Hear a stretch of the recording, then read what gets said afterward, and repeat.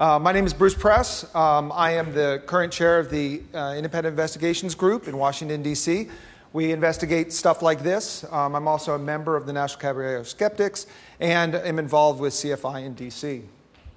So basically this is a history lesson, right? Because everybody, probably in middle school, I think, is when you go through Western Civ and you learn about Vietnam and World War II and the 1952 UFO invasion. So it's just a bit of a review for you guys, because I think everybody understands what happened, and I just want to get the details right. Next slide. So when we're doing an investigation, where you're learning about something, you want to understand the context. The context of what we're going to talk about isn't current. We're talking about 1952. And for most of us who weren't around then, whether we were 1 year old or not born yet, give you an idea, Harry Truman was the president. We were still in the beginning of the atomic age. The first nuclear submarine was just being laid in and hadn't been launched yet. It was the first year that the Civil Aeronautics Administration was using radar for commercial airlines. So radar had been around since probably the 20s or the 30s. It had been used all through World War II by the military, but we weren't using radar for the planes for commercial aircraft. So that was the first year that they started using it for approach and takeoff radar. That figures prominently in this story. So what else was going on? Democratic National Convention was in Chicago during the same weeks that this was going on. The Summer Olympics in Helsinki. And in the box office, give you an idea how long ago, High Noon with Gary Cooper. And Carrie, not the scary Carrie, but the Carrie involved in a young ingenue going off to find her fortune, with Laurence Olivier and Phyllis Isley starring in it. I don't know what she did after that, but that was a big deal in that year. So let's set the context next. So this is the D.C. area. From edge to edge, you're talking about 20 miles. Okay, it's just 20 miles across here. This is Andrews Air Force Base, Washington National Airport. The capital is that little circle right there. Most of the sightings, most of the radar contacts that we're going to talk about happen down here. Okay? And you'll see some talk about speeds of aircraft. And just remember that this whole area, everything you see here from one end to the other, is only 20 miles. So at 600 miles an hour, it'd take about 2 minutes to cross it. Next. Could you hit play?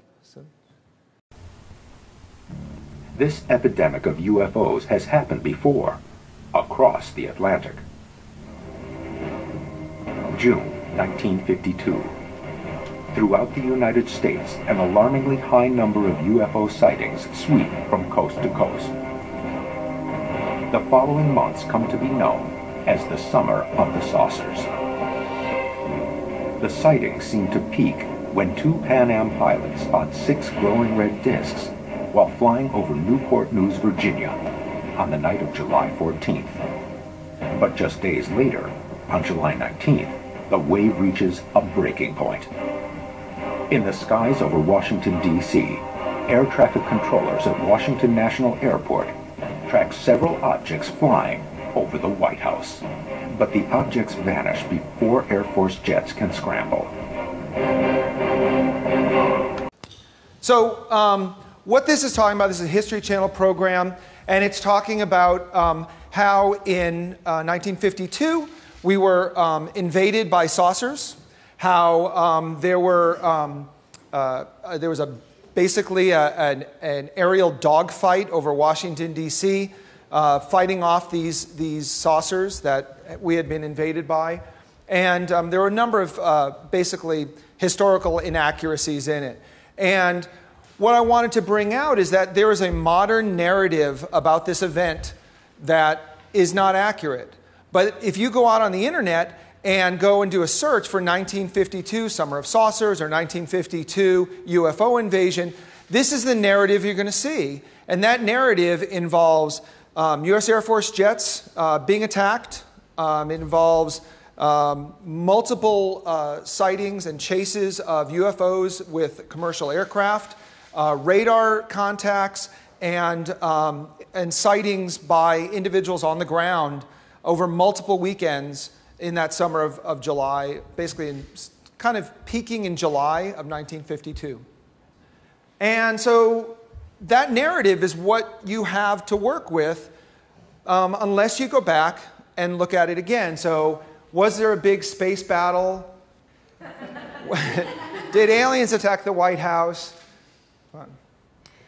No, none of this stuff happened. And so when you are investigating something like this, especially something that happened in the past, you don't want to take the narrative as it's given for you. Okay? You want to go back to the facts and construct your own narrative. Next. So how do we do that? Well, luckily, there are contemporary reports. We can go back and look at microfiche, well, on the internet now, it used to be microfiche. But you can actually get copies of all these newspapers of contemporary reporting of the events. Now, even though these are contemporary, you still have to understand that not all of this is accurate either. They're trying to sell newspapers just as today's news media outlets are trying to sell airtime or trying to get viewership. So a lot of the times it's hyperbolic. This saucer outran jet, pilot reveals, is not exactly accurate. Pilots ordered to shoot down any saucers in range. There is no confirmation that pilots were ordered to shoot down anything. There were no shots fired. So the thing I like about this is that they called them whatsits. They actually wrote that in a newspaper. At the time, they referred to them as unidentified aerial phenomena, which I actually like better than UFOs. The other thing I like about this is that there's a half-price sale on etiquette deodorant cream. It's fantastic. You guys who don't have a context for this, this is just wonderful stuff from the past. Everybody still uses deodorant cream, right? Yeah, and it's 49 cents. So the other source that you can use is the government files on these investigations. Around 1947, actually started in 48, and while 1947 is well known among ufologists as the year that Roswell occurred, Roswell was a non-issue until about 1970. Nobody really talked about it. It was easily explained, and so there was at the time, no contemporary stir about it. So it was about 1948, mostly based on various sightings and one that happened in the Pacific Northwest, that the Air Force started investigating this UFO phenomena, which they at the time called flying saucers, with Project Sign, very poorly funded, small effort manned by Air Force officers, and they would go and try and investigate these incidents and see what was going on. It was new. Again, remember, Cold War. They're concerned about other kinds of invasions, not truly alien ones. So that was how that was funded, very small. Follow on to that was Project Grudge. What was happening is as there was a buildup of sightings of UFOs, about 10 a month in the United States, they needed to kind of nip this in the bud, so the pressure from the Air Force administration, from the White House, was debunk these things. So it wasn't go out and investigate, it wasn't take an open mind and look at the evidence, it was go out there, find a story that you can publicize, and put this stuff away. So that went on for a number of years, and then there was a new leadership in the Air Force, and they started Project Blue Book. Now, those of us who are about my age might remember a TV show on television, Forerunner to X-Files and stuff, called Project Blue Book. Followed two Air Force officers as they went from city to city investigating these events. It's actually Project UFO. Was that what it was called? But it was referenced the files of Project Blue Book. Okay, good, thanks. And yeah, of course, if you guys have something to say or want to stop my headlong roll down this story, please, raise your hand or yell at me. So Project Blue Book was a more open-minded, it was slightly better funded. That was what was going on during the time when this Summer of Saucers occurred. And they still didn't have a ton of money, so what they were trying to do is get the Air Force intelligence stations at the various Air Force bases in the United States to do some of their investigation and reporting on this. And it was during the time of the UFO incident in DC, they were actually at Andrews, talking to the intelligence guys there to try and get them to do more investigations for them. And it was one of the reasons why officers from Project Blue Book were in DC at the time of the saucer invasion. I also want to point out that there were other agencies, CIA, FBI, State Department, had various efforts of limited capacity investigating UFOs during the same time. So, it's a report from 29 July. And by the way, although the ufologists, what you see online, talking about the Air Force effort, is going to say things like they tried to cover it up or they dismissed it.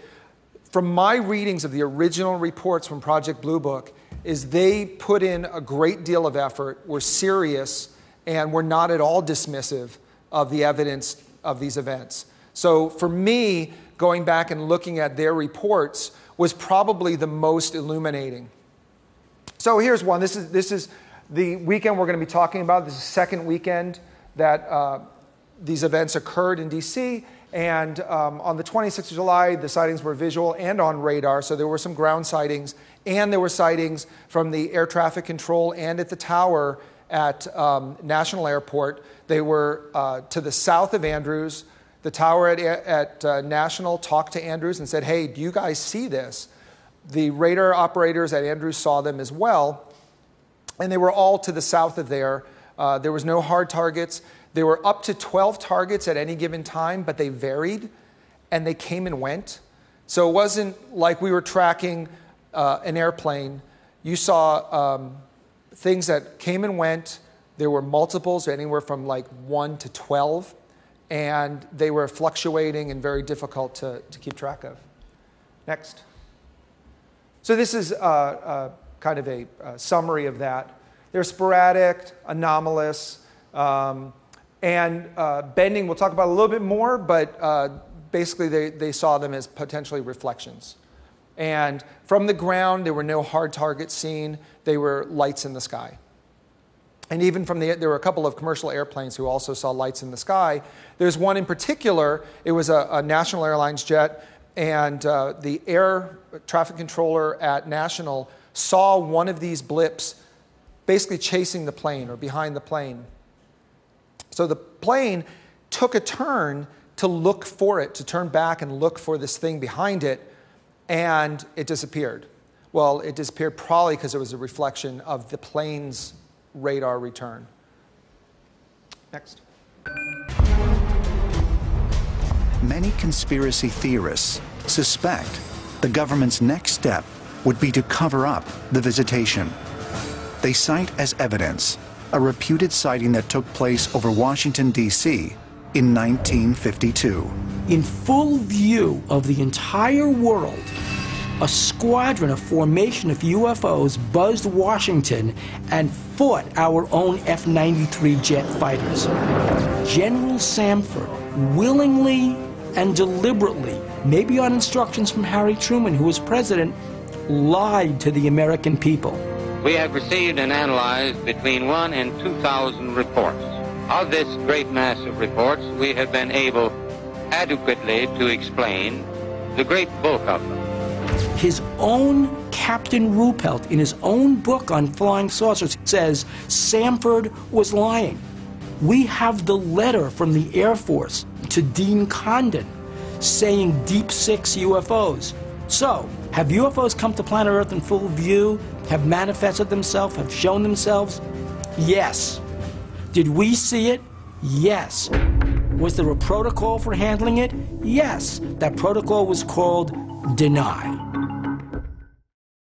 So what you may have missed is at the beginning, it says, conspiracy theorists say, and then it goes on to give you this narrative.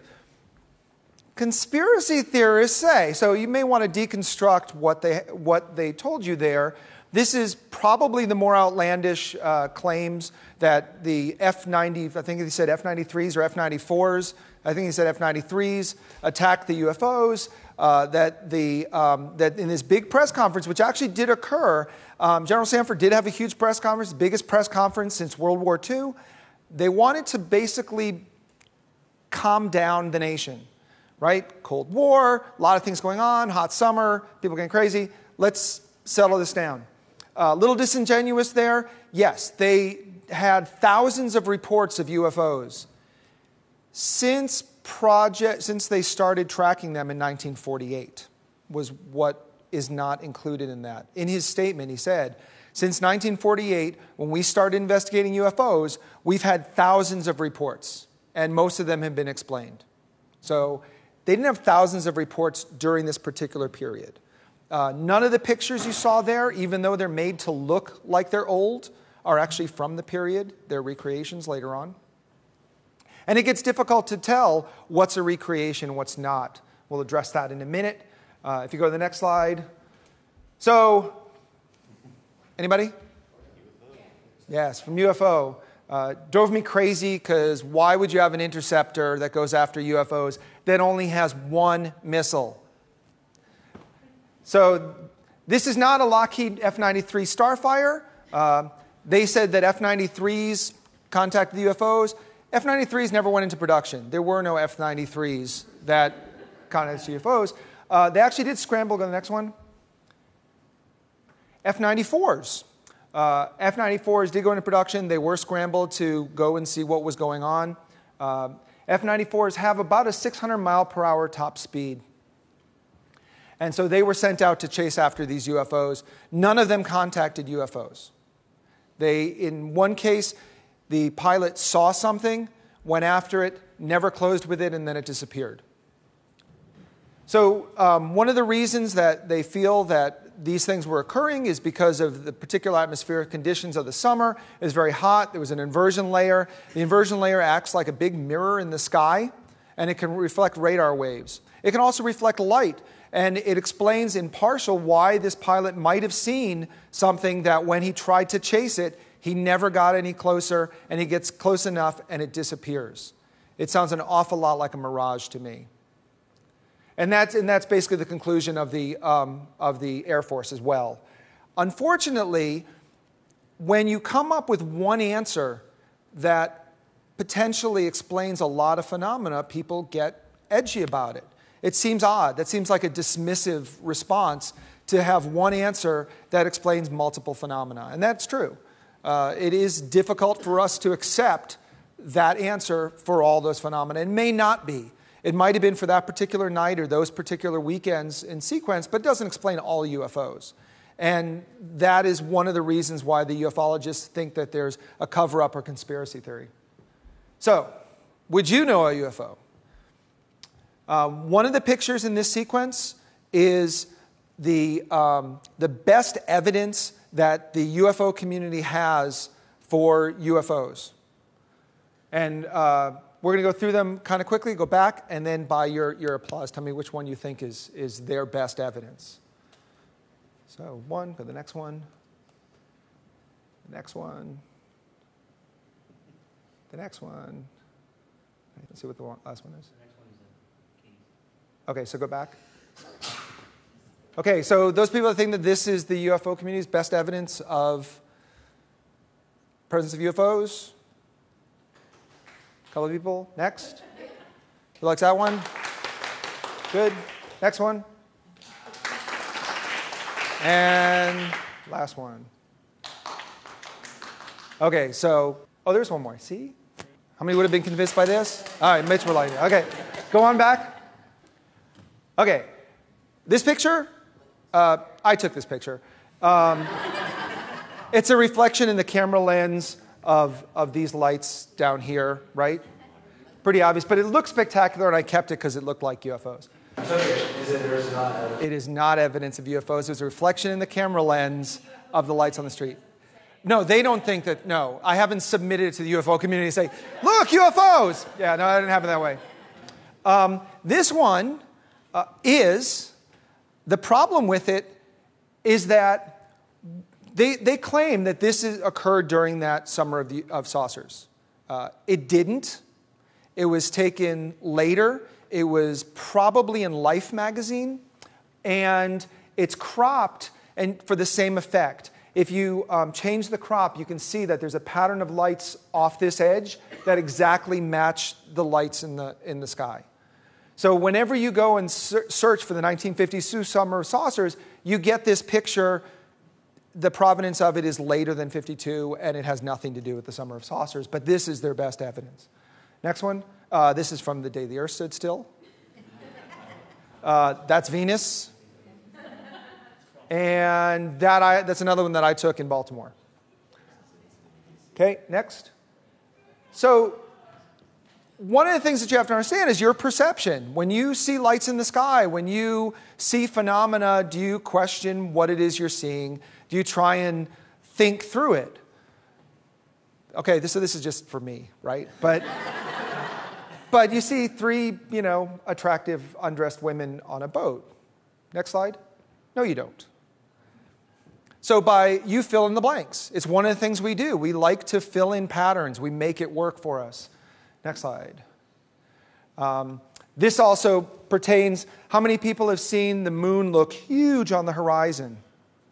Pretty much everybody. Is the moon huge when it's near the horizon? No. Do you perceive it as huge? No, you actually don't. Your visual cortex does not see the moon being large. Your brain makes it large. And there's at least 3 theories on why that happens or how you do it. But optically, you don't see it as large. For many years, people thought that it was something having to do with the bending of light or going through more of the atmosphere, and none of that is true. So even your eyes perceive it as being the size that it is, and then your brain, in its processing of the image, makes it large for you. And people have a couple of things to do with that. They say maybe it's because you recognize that there's this plane of the sky, and for the moon to be as big as it is, it would have to be really large, and there's a whole bunch of things. But and if you go on Wikipedia and look at moon illusion, you'll get a whole bunch of things about it. But this is one of the reasons why when somebody says, I saw lights in the sky, I saw, and they were 50 miles away, 3 miles away, they were moving, you don't have a good reference point, so it's very difficult for you to understand that. Next. So this is another shot that I took. You'll see that the mirror in the car, and there's the sun. So these two, go to the next one. These 2 pictures were taken about the same time on the same road, but about 2 miles apart. And if you look, go back one. The sun really doesn't move. Okay, so that's where the sun is on this picture. Go to the next one. And you can see that even though everything else moves, the sun really hasn't moved. The sun's really far away.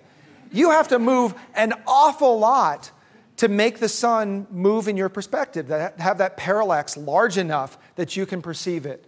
And this is one of the problems you have when you're seeing aerial phenomena. You're seeing Venus. Maybe you think it's 1,000,000 miles away, or maybe you think it's 100 miles away. Or you see lights in the sky that are reflected up, and you think they're 50 miles away, and now they're 100 miles away. You have no good reference for figuring that out. You really have to question that. Next. So this is where those 2 pictures were taken. It's really hard. I was showing the first one, the second one first, and then the first one. So you really couldn't tell. That's about 2 miles. There was no way for you to tell which picture was taken farther away. And I was moving towards the sun, but you couldn't know. And here's another one. It's pretty cool. Go to the next picture. Yeah, you just... So let's talk about radar really quick. There was a lot made out of the fact that these UFOs were seen on radar. It wasn't just personal observation. These were trained professionals who saw it on radar. And one of the things I would say to that is we have very different radar now than they did then. Radar was new in the commercial space. My assumption is that a lot of these guys learned how to read radar, how to work on radar, and the technicians in the military during World War II and then moved over to the commercial space. But nonetheless, those systems were pretty new. They were new in that space, and the guys using them had varying amounts of experience. And it's also, let's go to the next one. It's not the radar you think of now. Again, you have to understand the context. When you see radar now, there are identified blips on the screen that have the identifier of the plane, and you can track it, and you can see where it's been, and you can talk to that plane. In those days, you were getting these scans on a screen like this, and they were just blips. They weren't identified. There's no computer support for it. And the radar was not as good as it is now. It's not as powerful. And so because it's used as evidence, you need to understand how good the evidence is and whether the technology supports the weight that you're putting on it. Next. This is the scanning terminal that they use, the scanning antenna that they use to project the radar, which meant that the radar is going around. You're not getting consistent returns. Now we use phased array, so there's no rotating radar anymore. It works very differently. These are some of the things that can mess up radar. Ice crystals, ground clutter, ducting is that reflection in the sky between temperature inversion layers. Even things like wildlife and buildings can disrupt radar and see reflections. And this is what it looks like. The radar return can actually get ducted in between these inversion layer and the layer above it, so they can travel farther. Maybe you'll get a reflection from something much farther away than you think it is. Sometimes because it bounces off the ground, it's actually closer than you think it is. So it takes a lot of experience, a lot of understanding and knowledge of the current atmosphere to know what you're seeing on a radar screen. And in fact, the reports from Project Blue Book showed that there was this kind of atmospheric condition at the time, both those weekends. And this is the handwritten notes of the temperature and the inversion layer. Probably hard to see here. Next. And then this is what they had in the report, says that moisture conditions at these altitudes also appear to be somewhat favorable to anomalous propagation, sometimes referred to as bending, ducting, guided propagation, trapping, or superrefraction. But what I want you to take away from this is when you read about something like this, especially something that was in the past, understand your sources. Know where they're coming from and whether they have validity and how much weight to put on them. Know the context. Understand what was going on at the time. Understand how that is going to affect the narrative. Understand how time, the span of time between when the event occurs and where you are reading it, impacts that narrative. Question all your assumptions. Do you really understand that you see what you saw? Do you understand how people perceive things? That's really important for a skeptic. Check the facts, and then especially build your own narrative. We understand the world in narratives, but if somebody is controlling your narrative, you're not understanding the world. You have to go back to the facts. You have to construct the narrative on your own. Okay, so before we do like a silly quiz, anybody have any questions? Austin is asking, in 1952, how well understood were these atmospheric conditions, seeing that radar was relatively new? The answer is that radar was not that new. Radar had been around for at least 20 years, probably longer than that. It had been used in the military, and so these atmospheric conditions were pretty well understood at the time. There wasn't any way to get around them, but they were understood. So when they initially talked about this report at the time, the first thing they looked at was, what was the atmosphere like? Were the conditions right for bending? In fact, one of the pilots who had seen a UFO was impacted exactly the same. He saw a reflection of a light on the ground against one of these layers. As he moved towards it, it was just like seeing that mirage on the highway on a hot day. It seems to go away from you. It doesn't matter how fast you're driving, that mirage on the pavement continues to move away from you just as fast as you drive. And eventually, the angle of incidence between you and the sun changes enough that the reflection no longer comes back to you. And that's what the pilot saw. 600 miles an hour, chasing a UFO, couldn't get any closer to it, and then all of a sudden it disappeared.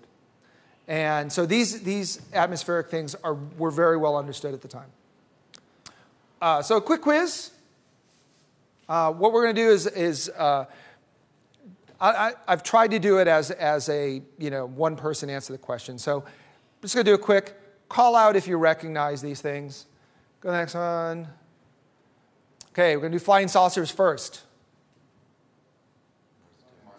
Nice. Next. Okay. Lazarus' ship, right? Oh, I'm sorry. Go back to the first one. So this is from Mars Attacks. The next one is from Star Trek. It's Lazarus' ship. The next one. Nice! My Favorite Martian. Yeah. Jupiter 2 from Lost in Space. Yep, Independence Day. Very nice. Forbidden Planet. Very good. There you go. There's Gort from The Day the Earth Stood Still. 1951. Obama's Alien Overlords. That's right. Obama's Alien Overlords. Next. Okay. Do we have aliens living among us? Ray Walston from My Favorite Martian. John Jones, a Martian Manhunter. Superman, of course. Mork from Ork. Exactly, it's Jeeves from Men in Black. Alf, alien life form. Yeah, the various incarnations of Doctor Who. Any last questions? Thank you. Appreciate it.